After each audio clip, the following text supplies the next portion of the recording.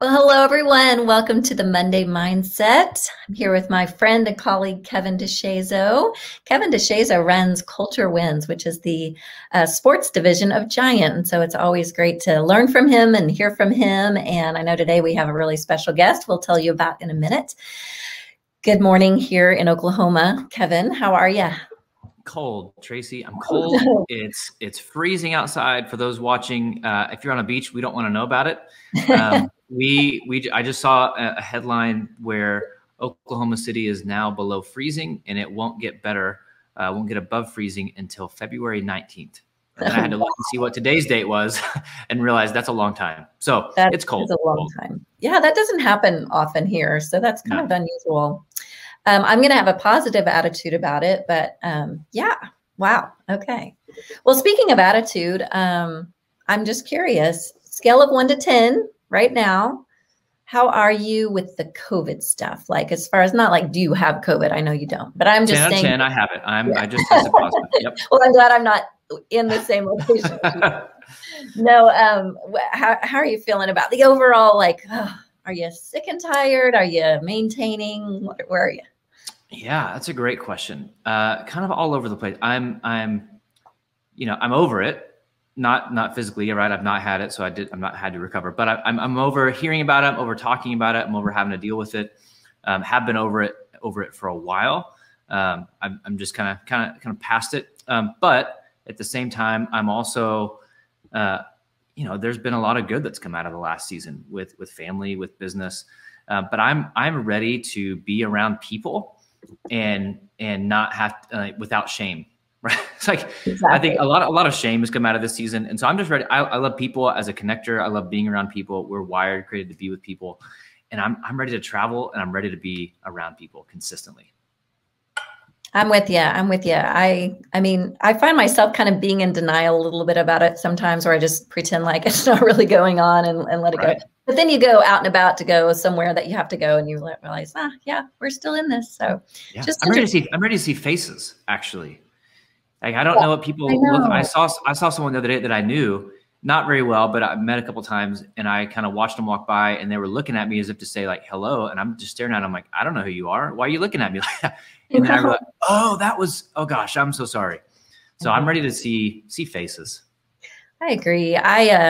I try so hard to smile under my mask, and I just don't think it's shining through. So it's not working very well. Yeah. Well, I would just want to welcome everyone. I know there's people joining from Facebook and LinkedIn, and I'm looking at the Giant platform. Goodness. Hello, Julia and Keith. We've got people from the UK, Margaret, goodness, from Louisiana. So thanks everybody for joining us. We're always glad you're here. We hope this is a helpful time where you can just start out your week in a positive way. And I know I learn things from Kevin all the time. And today we're going to learn from one of my favorite people, a wonderful guest. So I'm not going to give it away. I'm going to let Kevin go ahead and introduce our guest, and I will be watching the chat. So if you all have questions for her, if you just want to ask her something, she's got a lot of wisdom, I got to say. So put it in the chat, and we'll try and get to each one here at the end. So I'm going to let you go. I'm going to let you introduce her. Kevin, go for it. Awesome. Well, I am so excited. And I know I say that every week when we interview people, and it's true every week. And we've been fortunate to just have some amazing people, right? We've had Holly, we had Jazz, we had Bronson, we had Susie. And our guest today truly is one of my favorite people on the planet. I'm not trying to be a connector, not trying to overhype. Like, truly, she's one of my favorite people. Known her for the last 5 or 6 years, 7 years, have learned from her, have learned a lot about leadership from her, about life, wisdom, parenting. Amy Norton. She is one of our giants. She's out of Nashville. And here's maybe, I don't know if it's the best way I know to describe Amy, but if anybody watching this has ever been in any session that I've done with your team or organization or a keynote, and I do the 5 voices and I talk about the nurturer and the value and the strength of a strong, confident nurturer. And I always tell the story about that. We have this lady named Amy. She's the sweetest lady you'll ever meet in your life. She's from Nashville, and she Air Force, and she walks in and just owns it with confidence because it's who she is. She is the picture of a strong, confident, awesome nurturer. So Amy Norton, welcome to the Monday Mindset. Thank you. I may have an attitude now that I've had all this praise and recognition. I may just walk around with a lot of swagger for the rest of the day.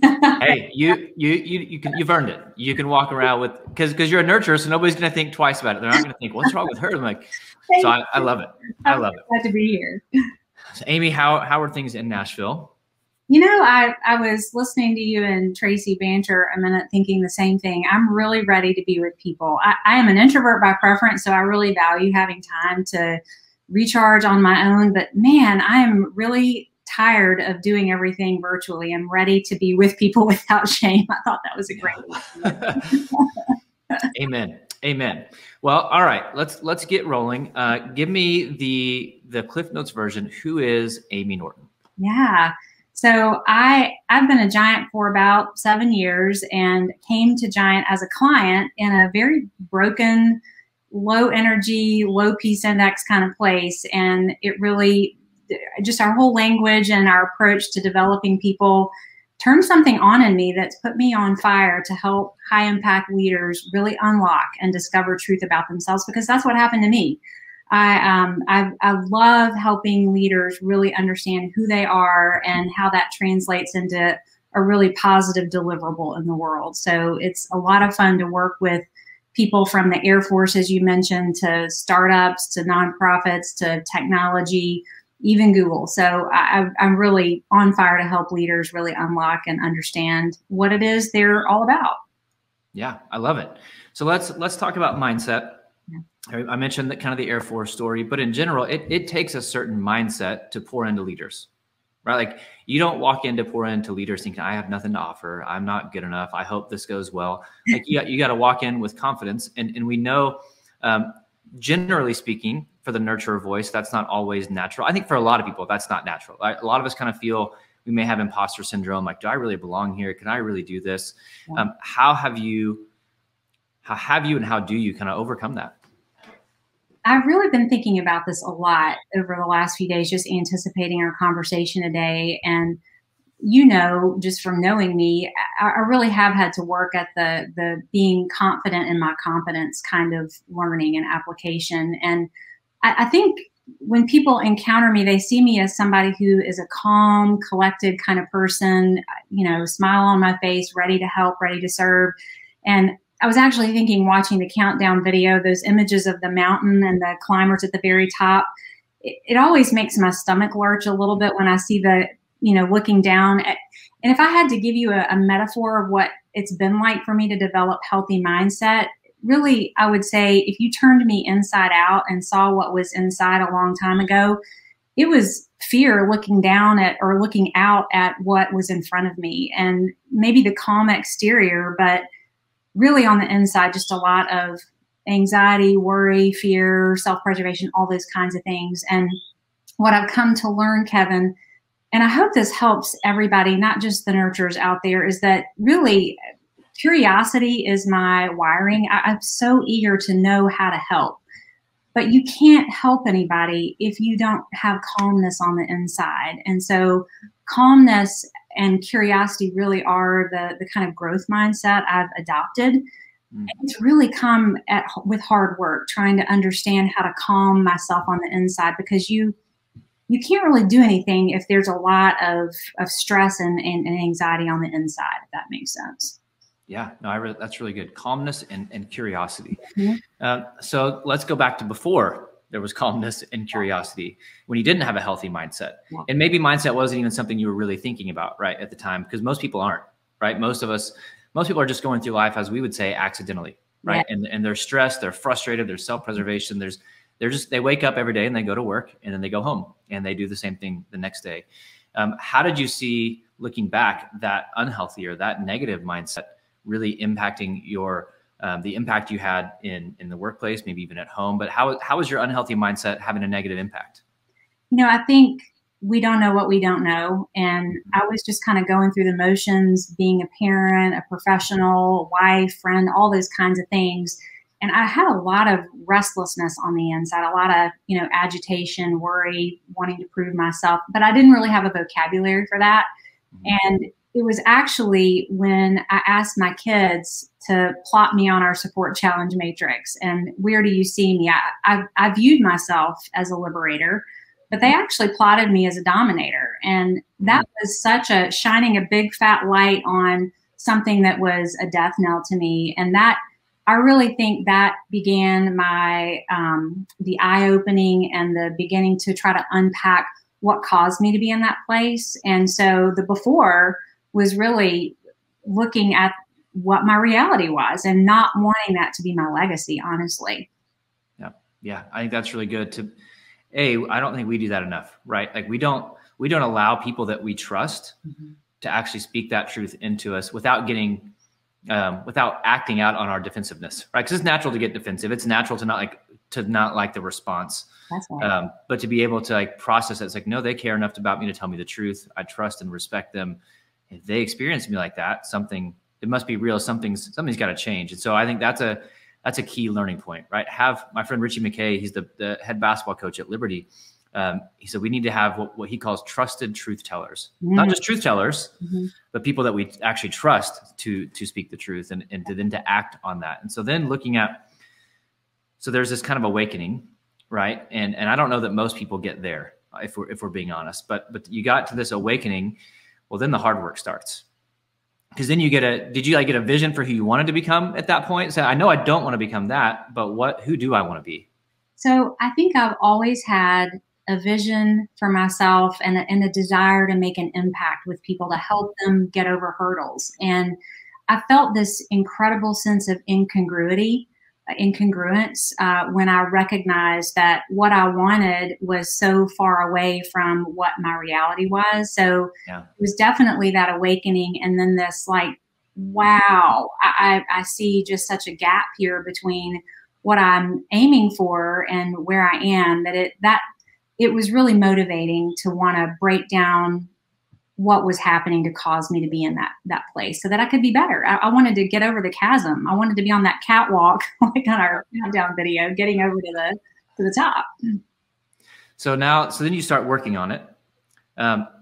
How soon did you start noticing things are getting better, right? Maybe work relationships, maybe home relationships, maybe your own internal relationship. Bronson last week said we have to be our own best psychologist. So how quickly, because I think that's where people get stuck, is that maybe we have an awakening. It's like, ooh, I'm not who I thought. I know I want to be there, but it's really hard. And we don't often see progress early enough, whatever early enough means. So when did you start seeing some of that fruit? It took a while. I think when I decided I wanted to be healthy, in my mind, I thought, I'm flipping a switch, I'm good. But, I will say this. I saw a meme last week that is really resonating with me. You're probably going to hear me use it to death. What happens in Vegas stays in Vegas. There it is, kind of a reference to Vegas. But what happens in Vegas stays in Vegas. And just the general concept of I'm going to be healthy, I'm going to be congruent, I'm going to be a liberator, that was vague in some way. It was aspirational and a good idea. But it really took breaking down, giving myself time and, realizing I'm not doing a great job at this. What is it that's got to change? And it's kind of the dark night of the soul. I don't want to sound like all doom and gloom, but I really had to, you can't just say you want to be different and not put the hard work in to break down habits and self-talk, negative self-talk, where I say I'm good, but on the inside, I'm criticizing myself in a loud way. All that had to really stop. Yeah. So how do you do that? Yeah. That's because you're right. It's really, really hard. And not everyone, a lot of people talk about it, but that self-talk thing is really, because there are a lot of voices, right, coming in. And I think too often the loudest voice is our own voice, and it's a really negative voice. And so what was your process to battle through that and say, no, I've got to talk better. If I want to actually liberate people, if I want to be this woman, be this leader, be this wife, be this mom, I've got to start by talking better to myself. What were some of the practices that you put in place? Well, you may laugh at this, but literally I had a reminder on my phone at 6 a.m., at noon, and then at 6 o'clock at night that said, remember, ! And no joke. And I've gotten it down to once a day. So every day in the morning, I still get this reminder because, spoiler alert, our tendencies don't actually go away. So I really need that constant reminder. But the remember! Was an opportunity for me to remember I have nothing to prove, nothing to hide, nothing to fear. And I would literally say, I don't know if you ever saw Saturday Night Live, Stuart Smalley, you're good enough. Absolutely. You're good enough. Absolutely. It feels so cheesy saying that, but that literally was what I had to do every single day, 3 times a day, like, your meals and your vitamins and all that, to start breaking that pattern of self-critique that was damaging. Yeah. I think people, that's just really good. But we dismiss things. Oh, that's just so cheesy. Mm-hmm. Well, you don't have to do it, but you don't have to get better. Right? You can do the cheesy things, but the reality is, like, those cheesy things work. Those reminders, they work, because it's not gonna. You said it. You can hope all these things, right? You can. I want to be. Well, if you don't do the work, if you don't put things into practice, and that's just a really, really simple way to remind yourself of who you are. To put in the work. I do a similar thing. I have in my phone on the Notes app. Like, I've written out probably a 3 or 4 sentence identity statement. Nothing crazy. But it's like, I start my day with that. It's like, hey, this is who you are. The world's going to tell you a lot of things. Your insecurity is going to tell you a lot of things. Your fear. It's like, no, remember, this is who you are. And there are times during the day when I get stressed or whatever, I got to go back to it. But I think that's a great practice, just to have reminders. Hey, this is who you are. This is why you're doing these things, because it's hard. I had an opportunity last week to listen to a wonderful speaker. Her name's Dr. Taryn Marie Steskel, and she's a researcher in resilience, a resilience expert. And she had the audience write down this sentence. And this is something I'm going to add to my repertoire. So you have to tell me if you think this is a good idea too. But she said, write down, you are what follows I am. So I am blank, fill in the blank. And it's like an identity statement, to your point, that whatever you are saying to yourself, that's going to follow the reality. So that was very powerful to me. Oh, that's good. Yeah, I think, our belief drives our behavior, good or bad. Absolutely. And what you believe about yourself ultimately shapes who you become. And if you, that's not an ego thing. I think well, that's prideful. No, it's not pride. It's truth. Because it's not saying that you believe that you're better than someone else. It's just believing the truth about who you are. But those simple, I think we also tend to overcomplicate growth. Well, I've got to do like a daily, a multiple times a day reminder. That's really, really simple. And you don't have to, there's no good time to start. There's no, you don't have to get everything perfect to start that, right? You just write it out, put it in your phone, and you could start that today. Like, if you're listening to this, put it on your phone and set a reminder for 3 p.m. And then do it again tomorrow. If you forget to do it for 4 days and remember on Thursday, great. You're beginning to develop some new cadence around being healthier and having a different mindset. And that's really what it's all about.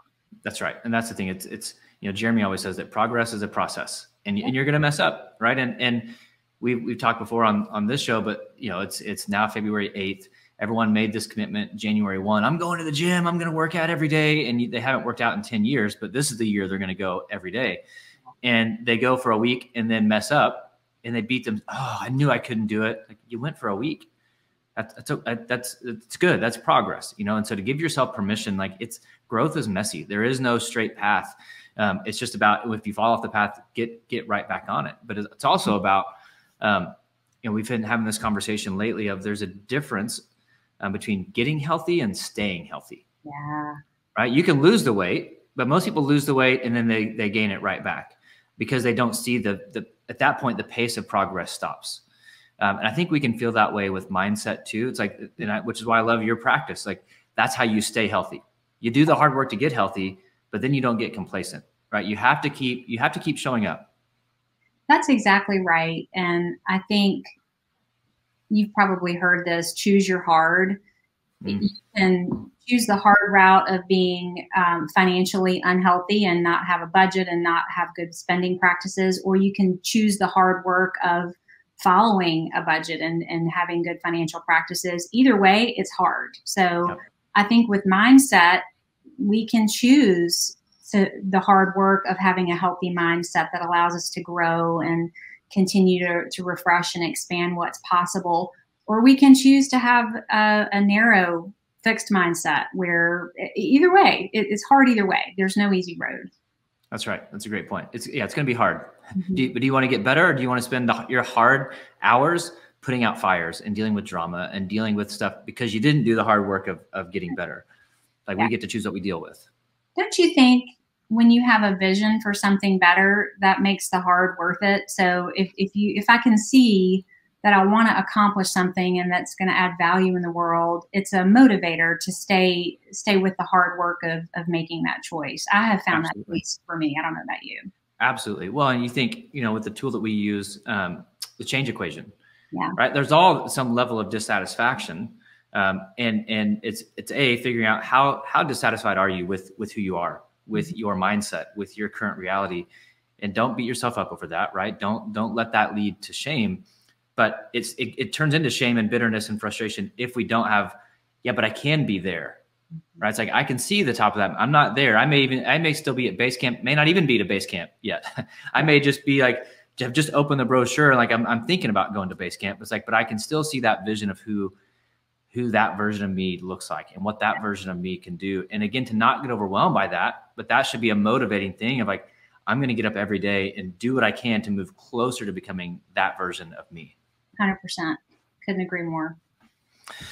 So now present day. So how do you, well, actually, let's just talk about the last year. So COVID was wild, is wild, all sorts of, we could go 20 different directions with that. But how has your mindset helped you get through this just, I'm really tired of the phrase unprecedented season, but yes. How has your mindset allowed you to keep showing up, keep working, keep serving people, and not be overwhelmed by all that's going on?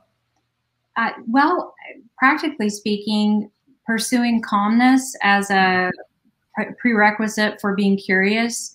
I've really taken advantage of not being on a plane every other week, I think, to exercise more and do some mindfulness work.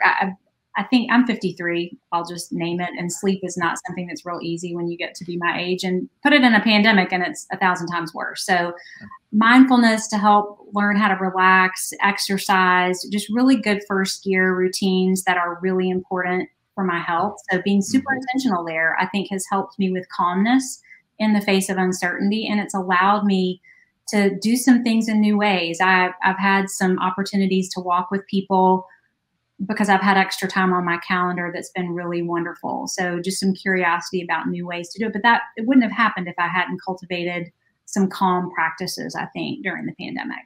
Yeah. And then, I thought I had, again, for those who know our language, nurturers tend to like control. How does, and there's only so much you can't control, right? Really, you get to control you, right? Yeah. We think we tend to focus on the billion things outside of our control, whether it's COVID or the economy or our spouse or our kids or all these things. And there's really one thing we can control, and that's us. How have you tried to develop a mindset that allows you not necessarily to let go of control, but to have a better approach to control? I think prioritizing control the controllable. So the things that I can do for myself, I can make sure I get plenty of sleep. I can eat right. I can find ways to connect. Some of my college best friends and I, every week for the first few months of the pandemic, would jump on a Zoom call for 30 minutes just to have some connect time. So prioritizing that kind of stuff has allowed me not to hyper focus on the things that I can't control, like, my oldest who's graduated from college and the time it took for him to find a job, or my youngest in virtual school feeling stressed from that, or my husband's business. I can't fix any of that. But if I show up rested and in a healthy place with my oxygen mask on, I don't feel the need to have to control. It's easier to let go of that kind of stuff if for me anyway, if I'm healthy. Yeah. And you can't give what you don't possess. So if you show up stressed out, frustrated, negative, that's not going to lead to you being like, I can't control that. That's okay. And you know what's even worse, which is a motivator not to do it. There's something called mirror neurons that we have. So when you show up stressed out and ready to, take people out, you actually mirror that and other people pick up on that. So that's also been a good motivator for me as a nurturer, because I want people to be calm and connected and doing what they want to do. So if I show up the wrong way, I'm going to have a reality that I don't want. So that's also a motivator to really prioritize self-care. Yeah. Our mindset multiplies, right? It's like however we show up, people are going to feed off of that. And again, we get the reality that we create.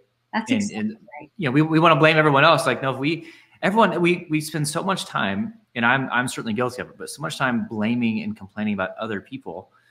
Like, man, if you did the work to get better for yourself, you'll find like suddenly everything else isn't really that bad. That's right. This relationship actually isn't bad. It was me. I was the one showing up with negativity and complaining and not connecting well enough or believing well enough about that person. And again, that just, the more we work on our own mindset, it multiplies into every area of our life. I see it all the time. I really do. All right, Tracy, do we have any questions coming in? My guess is we have 1,000. Yeah. Who doesn't want to ask Amy questions? Getting loaded here. We've got a lot of great ones. And I really do want to start with this first one. It's heavy. And I really want you to give some wisdom here, because Julia is on the Giant platform. And she's saying that a few months ago, she was laid off and she's struggling with "I am unemployed," that mantra over her, trying to find out who she is without career and identity. And I have a feeling that she's one of thousands of people having to deal with that because of COVID and people losing jobs. And so help her. Yeah, Julia, that's serious. It's being laid off and having that lost income and lost job opportunity. It's messing with your nest. You know, it's messing with your way to provide financially for your family, for yourself. So my heart goes out to you for that. I know that's hard. I remember when I was ramping up with my consulting work, I felt like I had a long season where there was not a lot of provision, and there was a lot of opportunity for me to be awake in the middle of the night and really worry about that. And I think this is where having a positive, proactive mindset of I'm going to look for what's possible, even when it's dark, even be glad for the dark because it gives me different perspective, is helpful.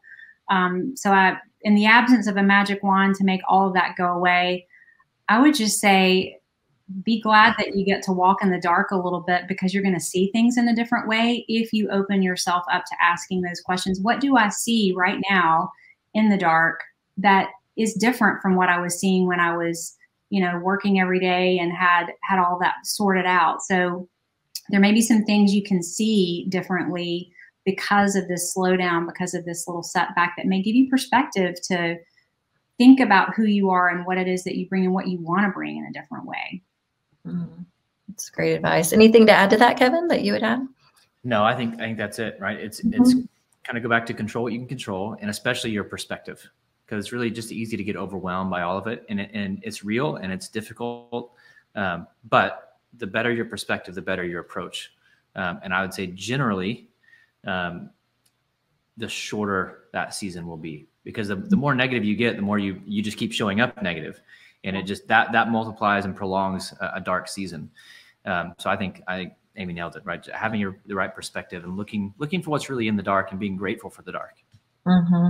Well, I just encouraged her on the chat because I'm a big list person. I probably say this every time, but make a list. Start thinking, what are my strengths outside of my career? What am I good at? Ask people around you, what do you see in me? Think about what brings you life, and add to your list every day, and just go over it every day, so that you don't get stuck in the muck of what you aren't, but you focus on what you are. So, and I think one thing I would add to that real quick is, and not to say that she's not doing this or not willing, I think a lot of us, we get so overwhelmed and we find our identity in our work or our past work, and there are actual opportunities that we could be taking advantage of right now. I mean, it could be working at Starbucks, and that sounds like a massive shot to the ego. Totally get it, but it keeps you busy. It keeps you doing things. It keeps you providing, even if it's not as much as you were. I have a friend, I've probably told the story. He was an athletic director, left right before the pandemic hit, and all of a sudden there were no jobs, and he was doing okay financially, but they had saved, and but he was stocking grocery shelves from midnight to 5 a.m. A grown man, husband, father. He said, I just needed to keep busy and feel like I was adding value. And so I think don't overlook those things. It's not weak. It doesn't mean you failed. That's actually a massive amount of humility that I think will increase your influence by being willing to do some of those things. That's a good point. Yeah. Okay. The other questions here have a lot to do with the fact that you're a nurturer and other nurturers really relating. So Cindy says, I'm a nurturer. My boss is a male pioneer and he really intimidates me. How do I get more confidence around him? So as I'm reading this question, Cindy, I don't know if you remember the fable of the mouse and the lion has a thorn in his foot and is roaring and just this terrible roar and is very scary. And I have chosen to look at some prickly pioneers that way, that there's something causing pain and they don't know what it is. And if I am brave and allow myself in my little mouse state to get closer to that pioneer, I can see the thorn and I can help them remove it. So we come so well equipped to provide care and help people understand the pain that really we may cause a little pain actually removing the thorn, because that process is not easy, but there's such relief when we are able to help people with that kind of work, when we're able to help them see the stuff that hurts and fix it, or get in and at least put a light on it. I love that. Yeah. I think that's so different than any advice anybody in the world would give you. Truthfully, because hey, your boss is a jerk, leave. You deserve better. And she's saying, no, believe, and maybe your boss is, and maybe that is the right move. You know, we don't know. But it's like to be willing to say, like, you know what, that person's worth fighting for. Yeah. They're not choosing to be a jerk. They're not choosing to dominate me. Like, there's something to be willing to believe better about that person so that you can fight for them. Like, and that's the gift of the nurturer. I have discovered this. Cindy, I don't know if you agree, other nurturers on this call, but nurturers can see something good in the crustiest of the crustiest person ever that nobody else even wants to look for. And I think that's why we can do some of the things that we do, because we can actually see something that is good. And I love that. That has been a great awareness for me, that that's a superpower to be able to Absolutely. Absolutely. That is for sure. If you have the confidence to lean into it. So to that point, Cindy's like, Cindy, that's where your confidence lies. Like, you have a superpower nobody else has to be able to lead that pioneer. That's great. Okay, we have a really sweet husband here asking about his nurture wife. So Brendan says, my wife is a nurturer and I love everything about her, but her confidence is so low and it shows in her mindset, which seems negative at times. Help me help her. Oh, that's such a good one. I can remember my own husband saying to me years ago, 30 years ago when we were dating, you are really great. Why don't you believe in yourself? I don't get it. And he's a pioneer, so he's been playing with the overconfidence thing. But it's, I think, calling your wife up and helping her see the good that she does. And I'll give you a little tip that has helped me help a lot of nurturers. So if you imagine, tell your wife, I'm going to give you a gift. It's the best birthday gift you could ever imagine. And I've picked it out. I've wrapped it. I've really made it special, and I'm going to give it to you. And you receive it, and then you say, hang on, honey, let me go get my checkbook. How much do I owe you? Would you ever do that, honey? Would you ever try to pay me for a piece of jewelry that I've given you for our anniversary? Of course not. Because when you receive a gift, you take it and receive it, and are like, wow, I feel so special and seen and loved. So when your wife is doubting and not receiving what you're trying to tell her that, you know, I'm trying to give you a gift so that you can see how good you are and the good things you do in the world. And I want you to receive it as if I'm giving you the best present I could ever give you, because it is. It's actually really good news when you help a nurturer see every time I'm self-deprecating, every time I refuse to believe the truth that you're telling me, it's like refusing to receive a gift. That's great. As someone married to a nurturer, that's gold. That's why, and it's, so here's what my wife has told me, and I've reverse had to tell her, nurturers, I think more than most, I think all kind of have some tendency, maybe not pioneers, but they self-edit. Yes. So, hey, you're this, like, you're so amazing. Yeah, but I'm like, hey, stop editing. Just receive it. Just take it. Like, no, yeah, buts. It's like, don't self-edit the compliment. Don't self-edit the encouragement. And because that's what they do, right? And it's okay. It's okay to be proud of yourself. It's okay to be confident in yourself. Like, that's you weren't made to criticize yourself all day, every day. Like, you have so much to give it with confidence. Absolutely. Just say thank you when they say something nice. Yep. Good. Okay, I know we're out of time. We're actually over time, but I've got one more that I think is important for people to hear, because it sounds like maybe somebody is a consultant or does this on their own as well. So Marcus says, as a consultant, is it hard for you to establish credibility with your clients who are pioneers?